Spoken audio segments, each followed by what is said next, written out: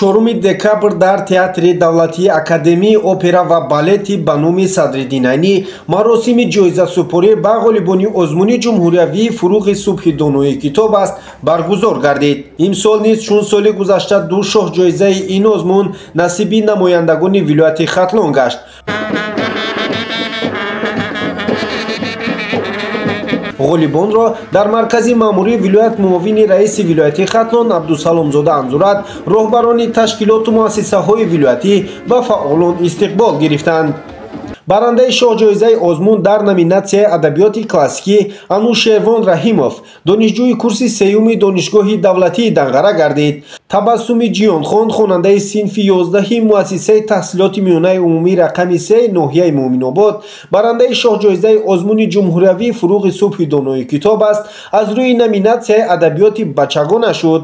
Мафтуна Рустамова, донишҷӯи курси сеюми донишгоҳи давлатии Кӯлоб ба номи Абу Абдуллоҳ Рӯдакӣ, аз рӯи номинатсияи адабиёти муосири тоҷик Маҳваж Абдуғафурзода, хонандаи литсеи давлатии Орионои шаҳри Бохтар дар номинатсияи адабиёти классикии тоҷик ва Эмомалӣ Сафарзода, хонандаи яке аз муассисаҳои таълимии ноҳияи Данғара дар номинатсияи адабиёти бачагона сазовори ҷои якуми озмуни ҷумҳуриявии фуруғи субҳи донои китоб аст гардиданд. Ман аз рӯи номинатсияи хондан ва азбар кардани осори адибони классики тоҷик иштирок мебарзам. Мувофиқи низомномаи озмун 101 ғазал, 131 рубоӣ ва дубайтиҳо, 157 байт остону маснавиҳо, 103 байт қасида ва 131 байт дигар навъҳои шеъриро аз ёд кардам.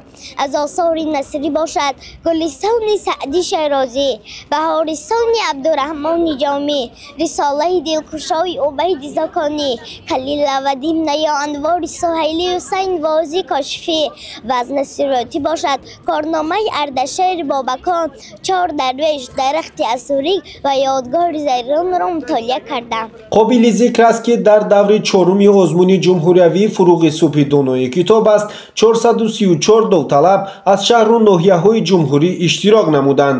Аз ҷумла 90 нафар аз вилояти Хатлон сабқат намуданд. Хушбахтона довталабони вилояти Хатлон дар ин озмуни бонуфуз ҷамъан 28 ҷои ифтихориро аз худ карданд.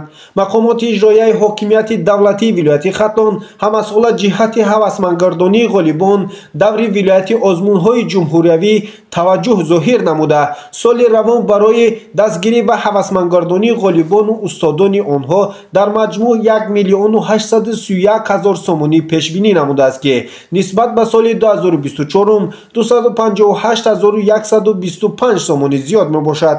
ёдовар мешавем ки озмуни ҷумҳуриявии фуруғи субҳи донои китоб аз соли ҳафтум аст ки таҳти сарпарастии президенти ҷумҳурии Тоҷикистон муҳтарам Эмомалӣ Раҳмон бо мақсади баланд бардоштани завқи китобхонӣ, тақвияти нерӯи зеҳнӣ, дарёфти чеҳраҳои нави суханвару сухандон, арҷ гузоштан ба арзишҳои миллию фарҳангӣ, инкишофи қобилияти эҷодӣ, таҳкими эҳсоси худогоҳию худшиносӣ, такмили захираи луғавӣ ва тақвияти ҷаҳони маънавӣ дар байни аҳолии мамлакат баргузор мегардад.